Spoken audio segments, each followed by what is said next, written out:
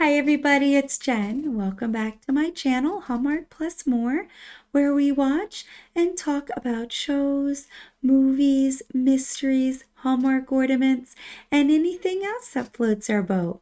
So today I'm going to be reviewing Tracker Season 2, Episode 17. So, before I get into the review, I just want to say thank you to everybody who likes my videos, subscribes to my channel, leaves me comments. I appreciate it so much. If you have any comments or discussions about this episode, you can leave them below. I so enjoy interacting with everybody. So, getting into this episode, you see it start out with two girls kind of having fun at a club. And then you see one of the girls in the hotel room named Megan, and she's kind of out of it. She kind of wakes up on the floor and she's looking for her friend Sonia. She calls out her name. She's not there. She looks down and she's got blood on her dress. So she's like trying to remember what happened. She has a couple flashbacks. And then she kind of stands up, stumbles up, and looks around, and she sees kind of like a flower bouquet that she would get at a wedding chapel. So I'm thinking, okay, this isn't good, right? Something happened to her last night. But she keeps calling out name Sonia. So I'm like, okay, something's going on, with her friend, right? So you find out that the missing girl, Sonia, is actually, Megan. I apologize, Megan, the girl that we're talking about that kind of sees the blood on her dress. She is Randy's ex, right? And so you get to see cousin Randy again, right? Because Megan reaches out to Randy and is like, look, I can't find my friend. My friend Sonia, she's missing. We went to the club last night. I can't remember how I got in my hotel room, but there's something going on with her. Like, I know, I don't know. We have to help her. So Randy calls Coulter and is like, look, Megan's my ex, but she's kind of the one that got away. So I told her she could call me for anything. So this is personal. Can you help me out? And of course, Coulter Shaw is such a wonderful person. Of course, he wants to help Randy. So throughout this whole episode, you really see Coulter almost partner up with Randy, right? Because Randy knows Megan. And Megan's the one who called Randy for help. And Randy's like, look, this guy can help us. So those are the three kind of main characters in this episode.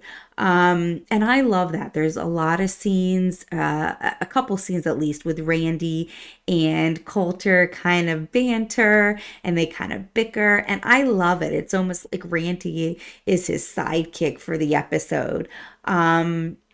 And I love it. There's plenty of scenes with them kind of, going on leads and bickering and helping each other. And it was kind of nice. We've seen other episodes of Coulter kind of team up with the retired cop, Keaton, a couple of detectives. So anytime he has kind of a sidekick, it's nice to have somebody he works with. But in this case, it being Randy, I liked because you still called Bobby, love Bobby. You still were able to call Bobby and Bobby pinged the car and did his stuff. But Randy was on scene. There's one scene where he had to tap into somebody's, security system so they could sneak into the house. And of course, Randy being the sidekick that knows technology can do that. So this was kind of a different episode with Randy kind of being in the field, so to speak. And of course, they get into a little situation here and there. Coulter being Coulter always gets his way out of it. But definitely interesting. So what they're following in this episode is really just retracing their steps because Megan doesn't remember. So you find out later that she was drugged. They take her to the hospital and find out, that she was drugged. But going back to everywhere she's been, you find out that Megan has an ex-boyfriend named Troy, who kind of stalked her. And you see in the footage at one of the clubs, he was there kind of staring at them. So of course, Randy's like, Megan, why was Troy there? Did he confront you? you. And you later find out Sonia, the girl that's missing, very feisty. She actually went after Troy, defending Megan, like, hey, you get out of here, stop following us. And actually grabs a bottle from the bar and like throws it at him. So when they come back to the bar to kind of retrace their steps, they're like, no, no, no, you're not allowed in here. Like you and your girl did some damage. So I think it was interesting because Megan doesn't remember anything because she was drugged. But it's interesting to follow their steps. Then you find out they went to a strip club, and Troy followed them there, had some words. All Troy wanted to do was get Megan back. But some of the guys, like some guys in the VIP section, saw that he was harassing them and beat him up. So he actually is in the hospital. So when they go to the hospital to make sure Megan's okay and test her to see if she was drugged, they see Troy and he's all beat up. So Randy holds in because, he wants to beat him up because they think he took Sonia, but obviously he didn't because he's in there being treated because the guys roughed him up so bad at the strip club. So they're retracing their steps, right? They were at the club, they got kicked out because Sonia went after Troy with a bottle, right? Then they go to a strip club, guys beat him up, he ends up in the hospital. Apparently, some of the guys from the VIP, so these are powerful guys or rich guys, the owner was like, yeah, they went to a wedding chapel. So now you're going club, strip club, and wedding chapel. You find out Sonia got married to some guy she barely knew for 3 hours, right? So they go to the wedding chapel, which kind of ties in to Megan's kind of memory, that quick memory she had at the beginning of the episode where she remembered a flower bouquet. So you go to the wedding chapel, you find out, they get the footage. The groomsman is Peter. Oh, I'm sorry, the groom is Peter, and his best man, Nick or Nicholas, was his brother. So you find out from the video footage, you actually see them drug Megan. You see them actually put something in her drink to celebrate the wedding. And Megan goes, oh, Sonia's drunk. Let's take her back to the hotel. So they agree to. So now you're like, okay, we know what happened to Megan, right? But we still don't know what happened to Sonia. She marries some guy she doesn't know. You see a gun in the back of one of the brothers' jackets in the video. So you're like, okay, they obviously have money. They're in a VIP section at the strip club. They have guns and they drugged Megan. What are they doing with Sonia, right? So now I'm getting a little worried. Who are these guys? What do they do? And of course, they call Bobby, and Bobby looks them up. They are real estate or in real estate, so to speak. Yet they're under investigation in the UK for murder. They're in Reno on business. Apparently, the real estate business they're into is they convince people to sell. So they're kind of intimidating and kind of mean and forceful, and they force people to sell, which is kind of scary, right? You know what I mean? Because they're big, basically investment people, real estate people, and they come in and they force people that don't have a lot of money to sell their houses.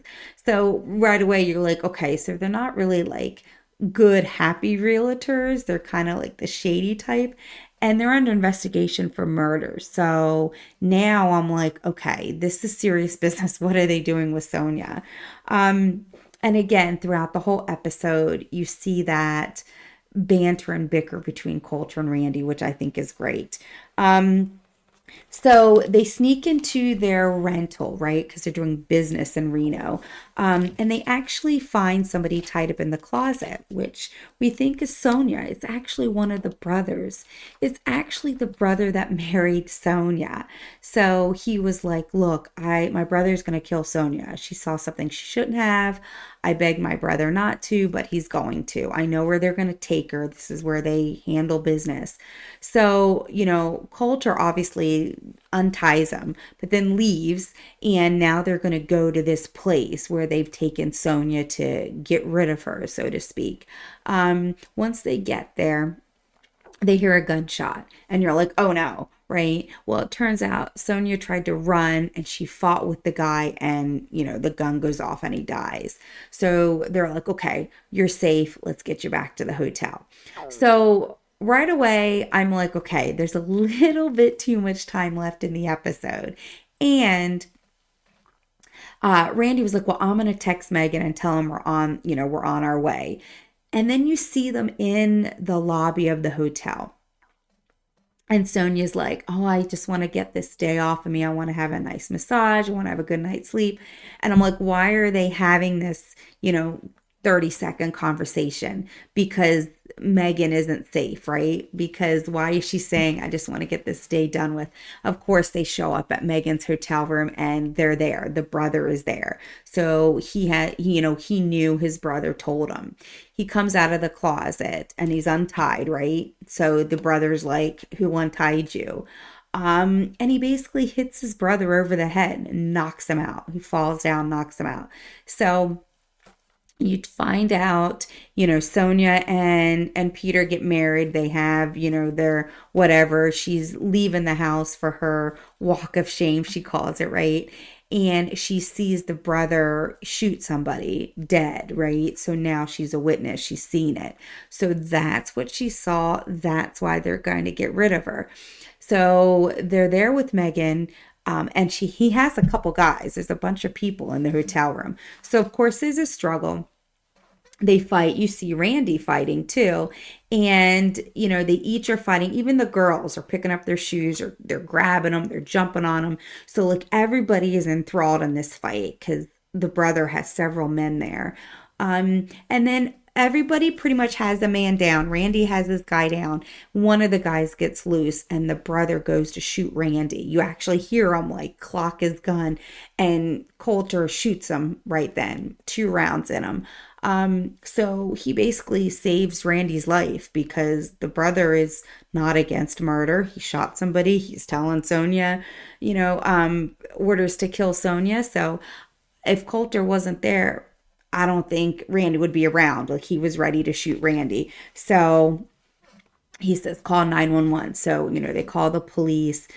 They get arrested, and they arrest the crew and everything. So they're safe. And at the end, you kind of find out, Velma says, the murder will put them away for a long time. Because remember, Bobby says they were under investigation in the UK. So apparently they've been wanting to get him for a while, but have no evidence, right?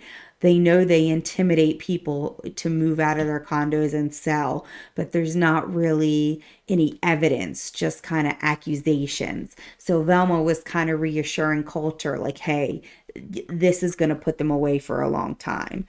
And then, the very end, you see Randy, and he looks good, right? He's like dressed up. He's in a nice outfit. He's got his hair done, and he sees Megan, and you're like, okay, I hope they kind of, go out on a date and patch things up, because Randy pretty much tells Coulter, like, look, Megan was the one. I messed stuff up.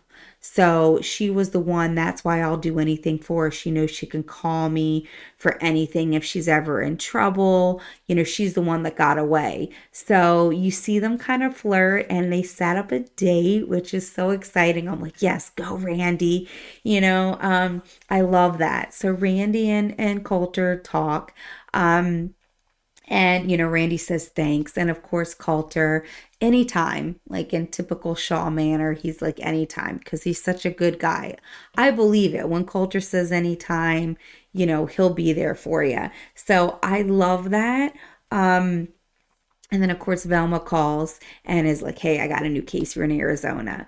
And then next week, you're seeing, a case about a missing girl. So I loved this episode because we got to see a different side to Randy. We got to see him in the field with Coulter Shaw, and I loved him having a sidekick. They got into trouble. They bickered.